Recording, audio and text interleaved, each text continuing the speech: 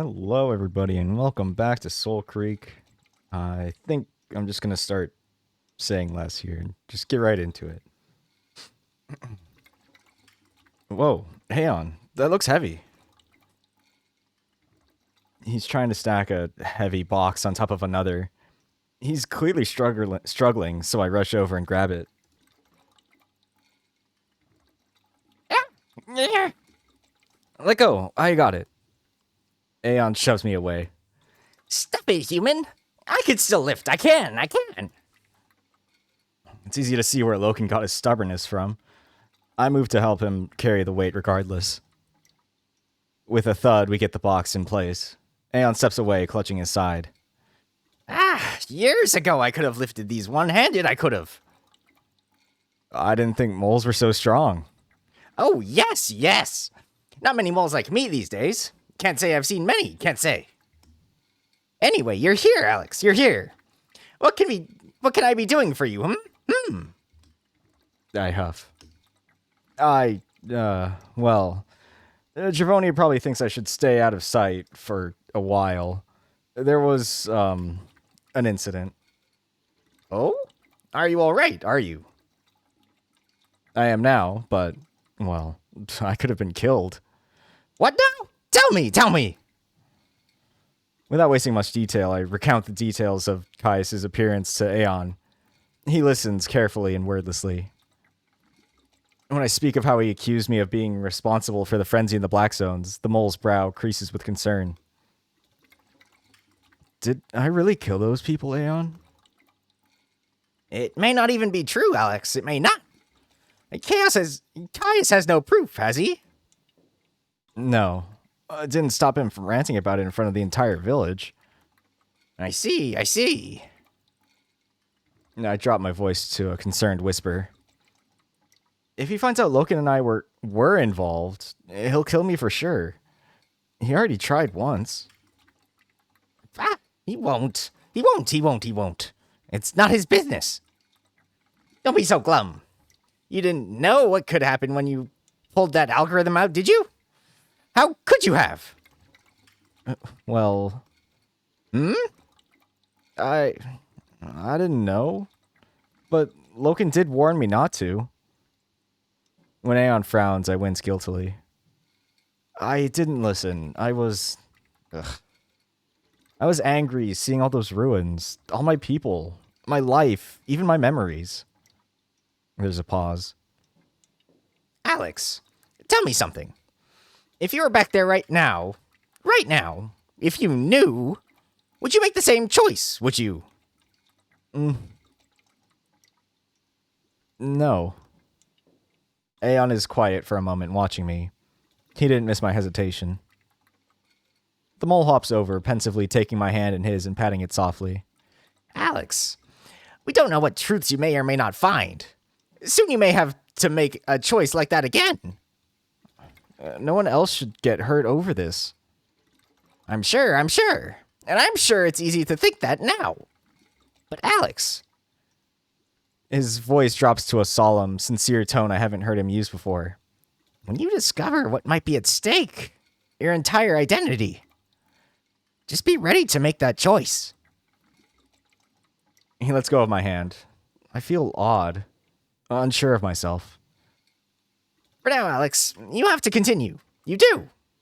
This algorithm is important. It means you're here for a reason. There's no point in letting Caius stop you, there isn't. So, let's talk plans. Plans. What's your plan? You and Loken, Well, we know the next part is in the boneyard at Devil's Crag. We're not entirely sure what we're looking for, though.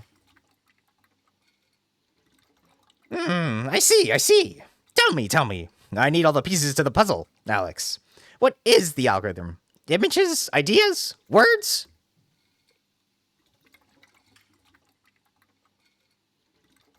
Ugh, that voice hurts. I could draw it for him. I grumble uncertainly.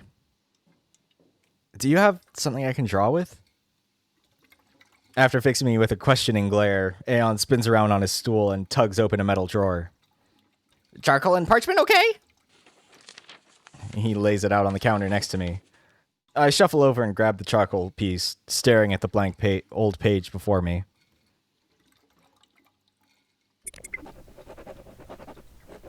I shut my eyes and let Bite take over. He guides my hand blindly across the parchment. My eyes snap open. Drawn out before me with flawless accuracy are the symbols I'd seen in my mind only this morning. They seem so benign. I was expecting something unsettling, but they're just weird drawings. Yet in my head, they feel different. I can't explain it. It hurts to try. I push the parchment over the counter to Aeon, nervously watching his reaction. The mole peers at them, head inching closer to the parchment. How did you do this? I blow up my cheeks and shrug, then tap my forehead casually. Aeon isn't convinced. He stares between me and the symbols on the counter. I'm not sure I can make anything out of this, Alex. A map? A key? A tool? Who knows? But what you've drawn here is nothing. Nothing. Just nothing. There must be more to this, no? Should we tell him? I wince. Aeon can't help solve this puzzle unless he has all the pieces. There's nothing else for it. Yeah, I have... Man, where to begin? This could really get me killed if people misunderstand. Especially with Caius potentially sticking his nose in. It's going to confuse a lot of people. Aeon taps his claws on the counter, head flicking back to the drawn symbols. Can't be any more confusing than all of this. Go on then, let's hear. I have a sentient computer program trapped inside my mind. Come again? His name is Bite. He's not sure how he got here or who created him. Right. Right then. He can control my body, too. Now, that, Alex, that's mad. I manage a smirk. Boy. I'm not even going to pretend I understand all that. I'm not. You're talking about the old Zephyr machine intelligence, no? Yeah, but I don't remember AI like Bite ever existing. I'm one of a kind. Stop. Alex, just stop. Let me think. I watch Aeon trace the tip of his angled finger claws around the enigmatic shapes I'd drawn only a moment ago. This is... He shakes his head in resignation. Sorry, Alex, but being like that in your mind, your body, no. And these marks here? That's a bit beyond me, I'm afraid. It's concerning. How is this bite sustaining itself within you? How does it control your body? I didn't see anything unusual when I examined you, I didn't. There could be Zephyr technology in my brain. Or I might not really be human. I don't know. And this bite doesn't know anything? Nothing. Same as me. He speaks to you then? Yeah, a lot. He's been a real lifeline. Kinda sassy, too. Rude. Aeon looks alarmed. Just how much does Bite see? Here. Everything I do. I see. Alex, I've never heard anything like this. Never seen anything like this. He taps the drawn symbols again. And I don't know what this algorithm is going to lead to. It could be bigger than we thought. Aeon shakes his head, breathing a heavy sigh. What a mess. Have you tried to get rid of this AI, have you? I freeze. So does Bite. You mean, like, delete him? Well, I don't think I can. Alex, this creature has an alarming amount of power over you, it does. If you can get rid of it, you should. You should. Man, no one ever trusts the AI. It's okay, Aeon. He's a friend. Think, Alex. Bite can control you, but you can control him, can you? Or can you control him? No. I mean, he does everything I tell him to, although I wince. He, isn't obligated to. If you did need to get rid of him, how? Oh, wait. No?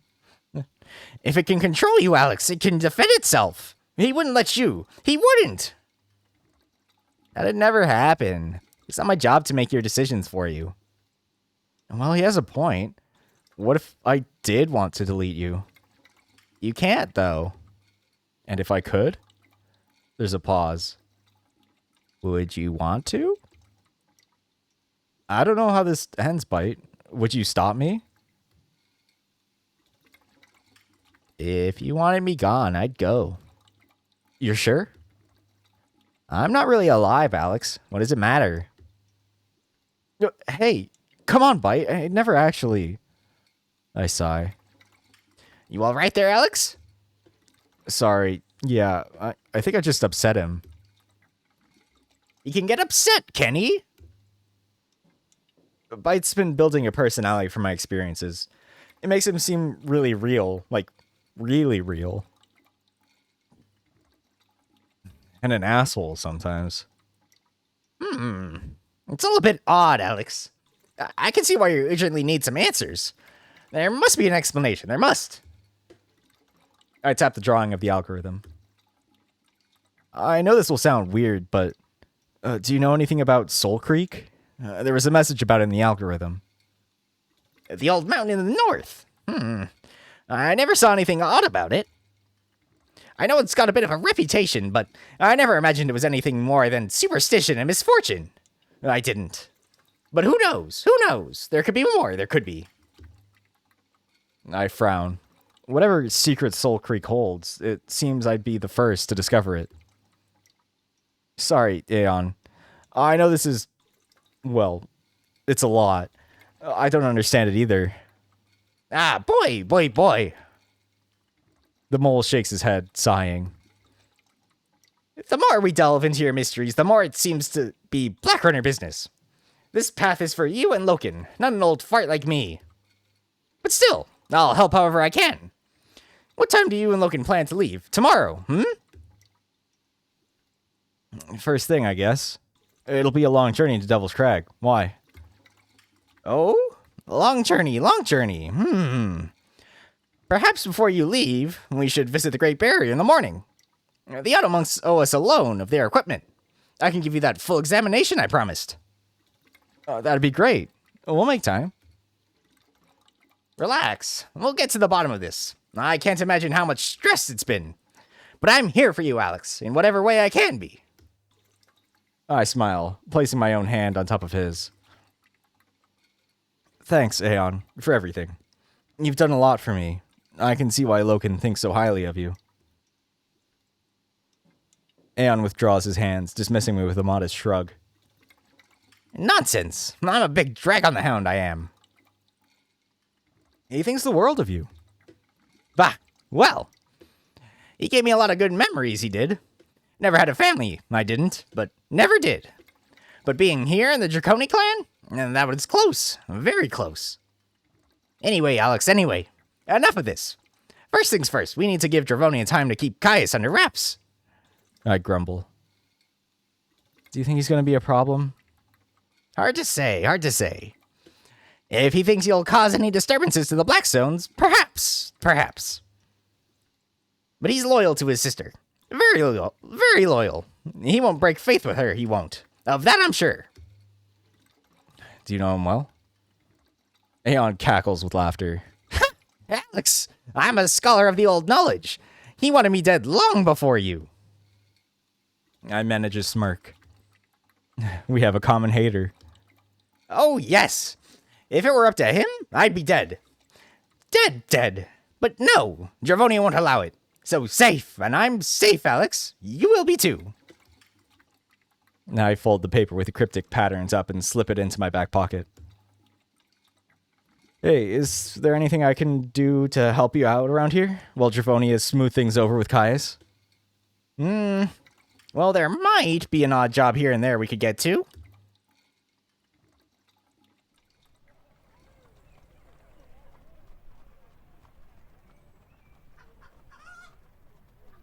Right there?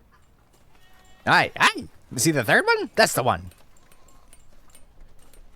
I peer closer into the guts of the ramshackle car. Bite, you see the problem? The intake valve is warped. The combustion chamber can't pressurize. I tap the rusty old engine at the engine's third cylinder. You were right. This one is the problem. Bite says there's a wonky valve, so the pressure will be too low. Let me see. Aeon gently pushes me aside to peer into the engine, practically mounting himself onto the car's bonnet. He digs a claw into the exposed guts of the ramshackle car. This part? I peer over, squinting at the part Aeon is pointing to. That's the one. I don't think it's repairable. It needs to be replaced. Bite says you'll need another valve. We could find one in the black zone. Ah, good show. Here, pass me the wrench. I'll get this loosened up. I lean down to his toolbox, grabbing and passing the requested tool for him. The mole disappears back into the depths of the open car bonnet. His passion for the project is pretty endearing. How long do you think it'll take before this thing works? Aeon chuckles between strained grunts as he tries to tug the crooked engine part loose. Oh, never, boy, never. Not a task for my lifetime, oh no. I plan to pop my clogs long before I'd ever finish something as daft as this I do. He turns around, waggling his wrench at me. But hear this, boy. Don't you dare let the tribesmen find me dead without my dignity. I'll not be found in the water makers, curled up like a dried-up apricot. No. I'll make sure you're found in the suitably heroic pose. Excellent. Now, give me just a moment. I'll have this thing loose, I will. His head disappears back into the car's insides as he fumbles around with it. I step away, giving him space. Are you feeling better now? Just you and your dumb human feelings rubbing off on me. It's no big deal. I'm here for you, Alex. If that means deleting me, you do what you need to. It's okay. Come on, Bite. I don't know how this is going to end, but I could never kill you. Yeah, I know. Sentiment. Not a good look. Be honest, you only want me around to preserve your butthole from the hound. It's a bonus, I'll admit. Yo, Alex, Aeon, you brainy little stump. How's it going? I give the honey badger an acknowledging smile as she marches up to us. Ah, Taki, good. You well? Busy night, I should say, yes? Aye, the main troops all packed up and on their way now, though. And then it's over? Thanks, seed sown ground. I can go back to the village without seeing you lot munching away at each other, I can. Ah, you should try it sometime, Aeon. Rubbish. The last thing you lot need is a lump like me thumbing in a softie. I hear there was some trouble today, Yep, all sorted now. The chief wants to see Alex. I came to get you. Come on, rat. Kais is still there? Here? Of course he is. We gotta keep him as an ally. So chief wants to straighten things up with you both. Come on, I'll tell Loken too.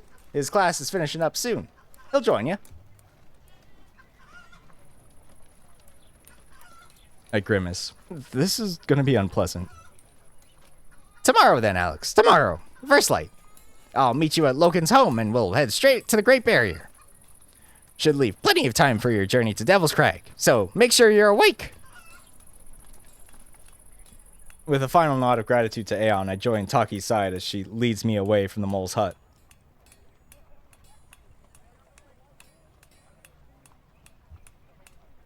So Kais isn't going to cause a problem?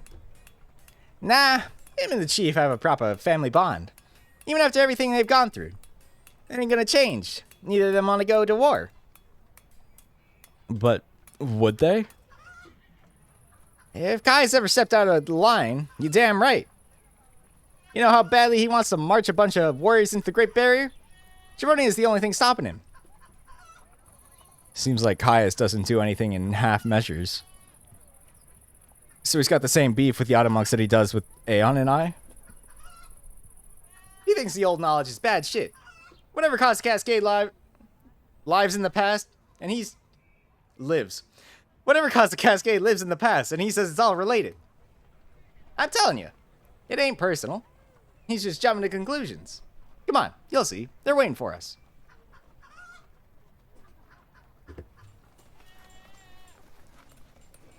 Taki leads me through the labyrinthian pathways of the village, weaving between the tribeswomen and their skeptical stares. Their judging glances are more piercing than usual. Any hope I had of them slowly warming to me has evaporated after Kai's ramblings. Just as I was starting to feel comfortable here.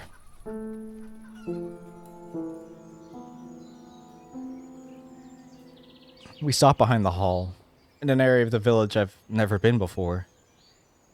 Glorious early evening sunlight bathes the distant mountains, and the cool breeze whips delicately at the grass. Caius and Giovanni are standing beneath the shadow of an impressive oak, their backs to me. At the foot of the tree, an etched stone tablet lays against the roots. Caius stands before it, still as a statue. Giovanni is by his side. Both are deep in mourning. Let's come back later. Taki nudges me forward. Nah, it's all good. Chief wants you here. Go! I wince. Uncomfortable, disturbing this sensitive moment between brother and sister. It's alright. Caius won't try nothing. I'll go fetch Loken for you. Taki pats my back, then steps away. I'm left alone with the two indomitable chieftains, both at their most vulnerable. It's a strange moment. Despite the danger, I trust that Giovanni can keep Caius in line. Taking a nervous breath, I step cautiously closer.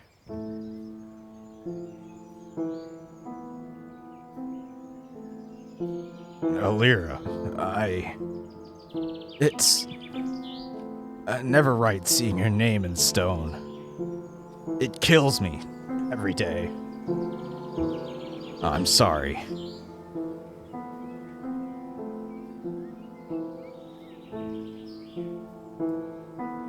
You were loved, sister. You were. She should be resting at the lake, not here.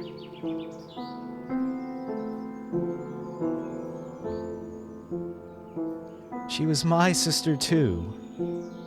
But you let her. Her mind was her own. She was fierce. You couldn't have stopped her. Caius' eyes glisten. For all his steadfast conviction, here he just seems broken. His composure balancing on a knife's edge. She loved you more than anything. But she's supposed to be here, scolding us both. His voice cracks. He looks down at the flower in his paws, trembling. I know you hate these, Aleera, but... He manages to smile. Tradition. He gently drops the lilac blossom onto the mound beneath him, fists clenched. Then he spots me. I flinched, spotting his brow crunched up in distaste. Alex, Caius has agreed that you're not a threat to us. I was never a threat. I just get a little jumpy when an axe is lopped at my face. Reasonable action. A demon in my sister's tribe would have been less threatening. I'm not. Enough. It was a misunderstanding. Caius folds his arms, staring at me. By my sister's words, I'll bear you no ill will, Alex. But your kind doesn't belong here. You're a souvenir from the Black Zone. Didn't your race cause the Cascade in the first place? Nobody knows what caused the Cascade. Nobody even knows what it involved. And I was in hibernation all the way through it. Caius chuckles, bemused. Humans hibernate. No, we had, We had technology, I think. I was frozen or asleep for centuries. We don't know. Then you're here for a reason. It can't be good. I agreed to be Loken's acolyte. He's going to help me find out the truth. Caius snorts, shaking his head and turning his outrage onto his sister. He isn't telling you everything. You understand that? I don't know what's worse. He's hostile and mistrusting me, or the fact that he's right. Giovanni, however, deflects the question. Of course he isn't. He's a black runner. It's in their nature. That's not the point. The Black Zones have never acted up until the day he went into them. He's provoking them through his own fault or not. That could catalyze more incidents. Perhaps a breach next time. A breach? Where the negative ones leave the Black Zones to poach us from our homes. Giovanni rolls her eyes with exasperation. We've talked about this. Breaches are a myth, Caius. It's never happened. Yeah, demons can't leave the Black Zones.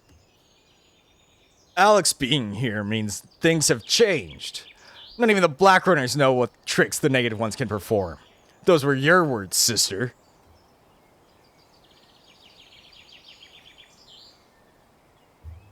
She stalls. I remember the day I woke up. She said something similar to Loken, using it to justify locking me away. Caius seems to have a talent for using people's own words against them. That's just the nature of the Black Zones. They're not to be fathomed by anyone except the Black Runners. It doesn't matter. Alex is staying, Caius. He and Loken have their own business to attend to. It's none of our concern. And the last thing I want is to be a danger to anyone. I can accept that you don't mean to be a danger, but you've no assurance to give. My sister's interest in your beguiling purpose is her own. The rest of us don't share it. How is anyone supposed to trust you or your business? Let's be cordial, because that always ends well. I clench and unclench my fist to stay calm. It's just like Taki said. I don't want this person as an enemy. If you want assurances, you'll have to let me find them. You'll go rambling through the Black Zones again, then? So they'll react again. More people will die. I had nothing to do with that. Even if I did, I won't let it happen again. We just need to know how I got here. Knowledge isn't your friend, Alex. Folks with a thirst for it lose themselves, and a piece of us all dies with them. The Zephyr made that mistake. With all due respect, Caius, you don't know anything about my people.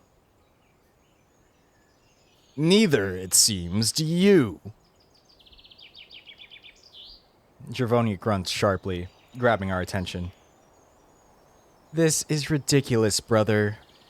Alex isn't going to bring about another cascade just by existing. He just grunts back, turning away from us both pensively. We've both seen what the Black Zones can do. Both he and Giovanni look back over at Aleera's grave. I wince in sympathy.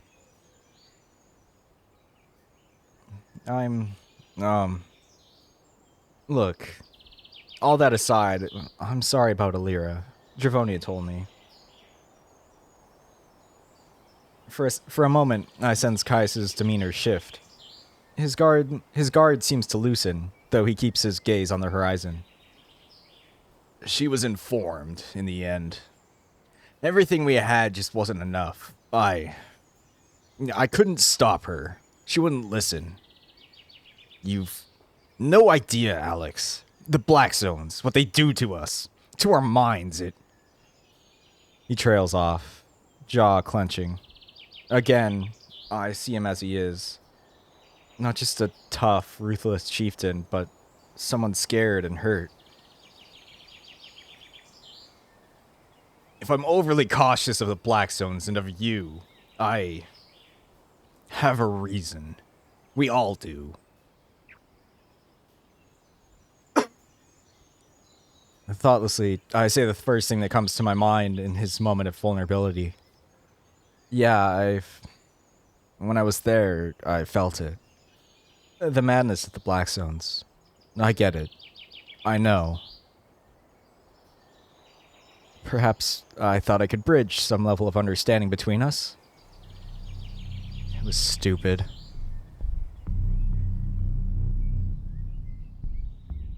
Caius's head flicks at me. His pain has evaporated instantly. His eyes are wide, calm and collected, but blazing with outrage. Behind him, Travonia is still, but I see the subtle twitch of her eye.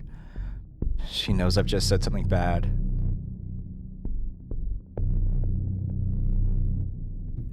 You know? His voice drips with sarcastic vitriol. I didn't mean... He knows. Hear that, sister? He knows. Caius. He knows. He's seen it. The human knows all. I consider an apology for offending him, but he wouldn't accept it. He doesn't want to be friends. He just wants to humble me with his pain and hatred. The only thing I can do to placate his scorn is let him speak. He inches his face up to me, features scrunched up in distaste. I see it in his eyes, the resentment. Everything he loathes in this world. He wants me to just die and join my species in oblivion. No, I'm not joining them. I refuse to back down to him. I refuse to let this place beat me. Have you ever seen an informed? No. Ah, no. Do you know what they do to themselves? No. No. Logan always preferred to show, not tell. They eat themselves, gnawing away like happy rats. In this field, we found Aleera.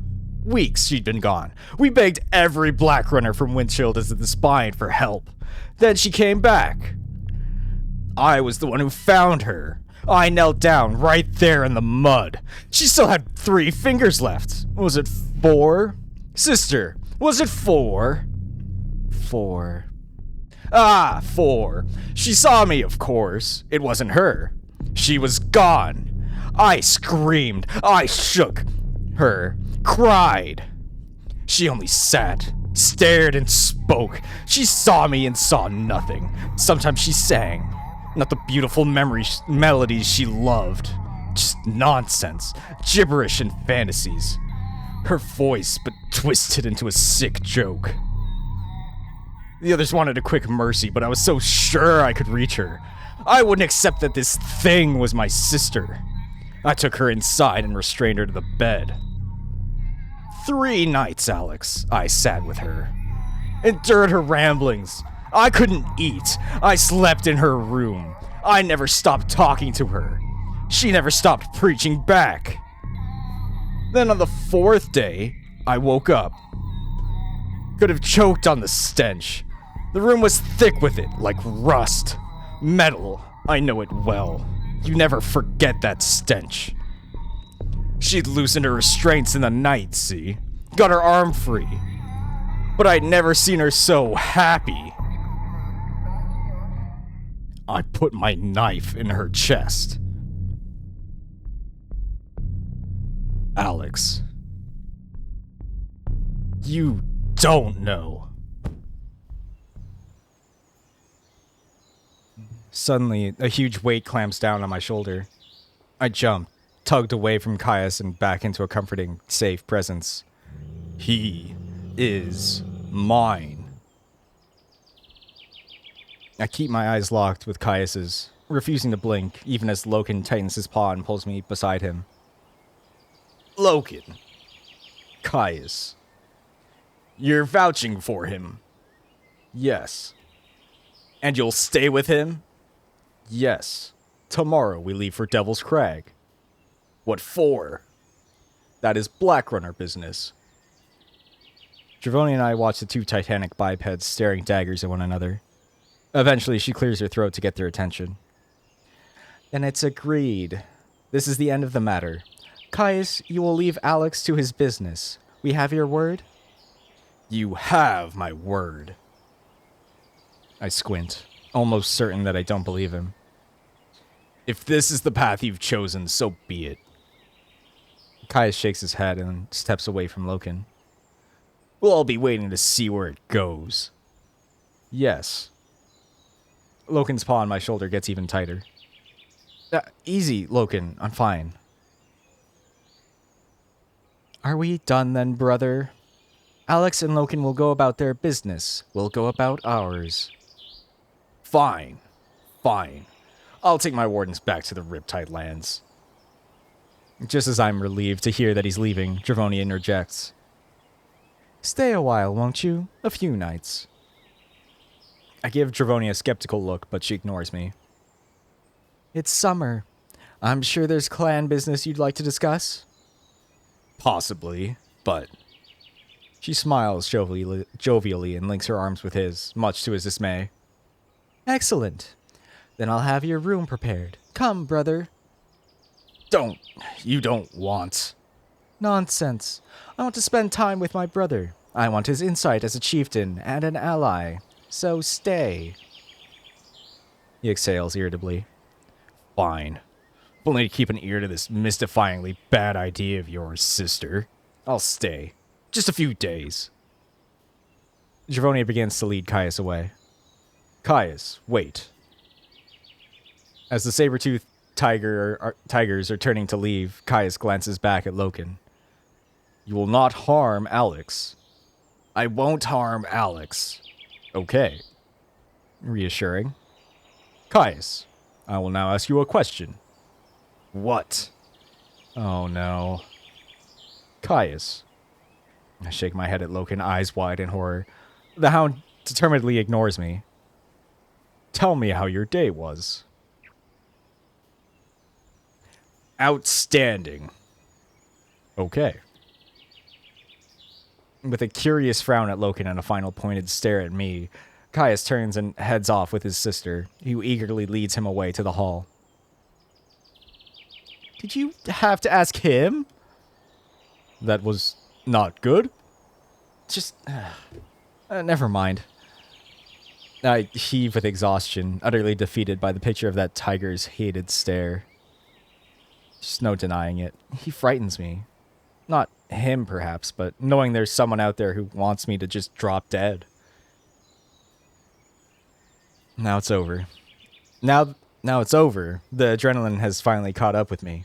I feel dizzy. I grind my fingers through my hair therapeutically, planting myself on a nearby log and sitting, head in hands, eyes facing downwards. What the hell is happening? There's a thud as Loken sits beside me. His hefty paw rises to my face, and he gently tilts my chin up to face him. I see his eyes glowing with concern. You are okay. Taki told me of... I grab his paw and squeeze it with reassurance. It's fine. I'm fine. You are not fine, Alex. Your hand is shaking. There's something about looking weak in front of Loken that's really uncomfortable to me. I pull my hand away. Just a little freaked out. Caius, he just rolled up, ranting and raving. He wanted me dead right then and there. Caius's fear of the Zephyr is profound. But you are a Draconi. You are a Black Runner. You are mine. You should not have acted this way. It's not just that, I hesitate, then look to the side to check that Dravoni and Caius are out of earshot. He knows we were in the Black Zone when the frenzy happened. What if he finds out it was my fault? All he needs is one excuse. I shake my head. Alex? 9 people died. I might as well have killed them. No. The Black Zones did this. You did not.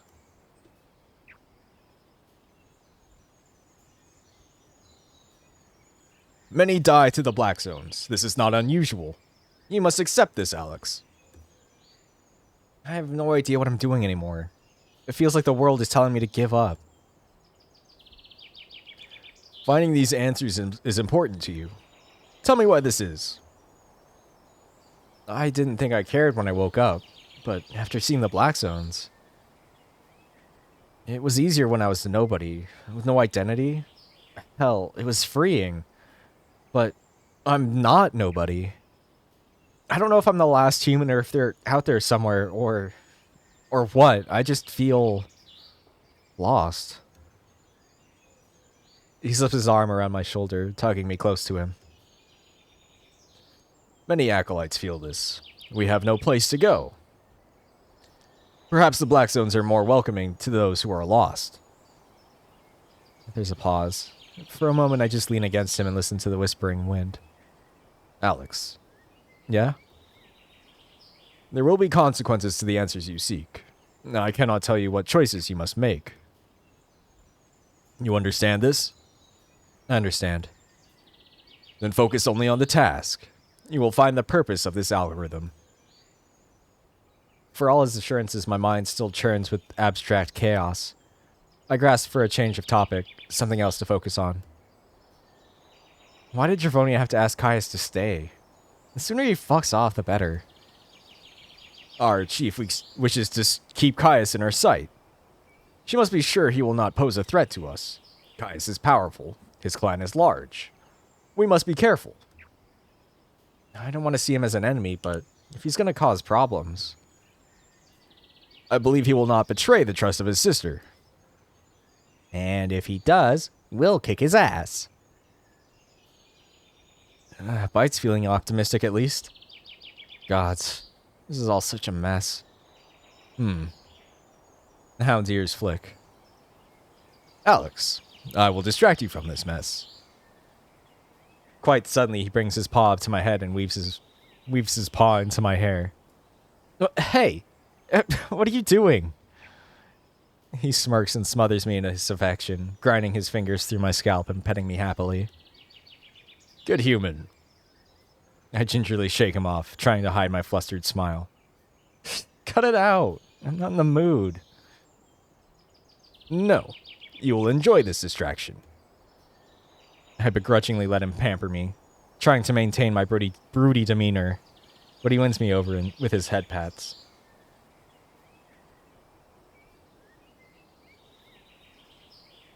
It actually feels really nice. He digs his fingertips firmly into my head and rubs his thumbs behind my ears. I shut my eyes, humming happily. Sure. I didn't think I'd love head scratches as much as he does. Laughing, I reach up to his paw and clasp it in both of mine, tugging it down and holding it in front of me. I can almost hold onto a single one of his fingers with my entire hand. I guess I feel better. Perhaps I will take you home and distract you further. I bring my hands up to his chest, feeling his thundering snarls beneath his fur. Worth a shot, big guy. Come. We are returning home. As he lifts me to my feet, his paw dances down to my butt and squeezes greedily. With insistence, Loken leads me away from the village and back in the direction of the lodge.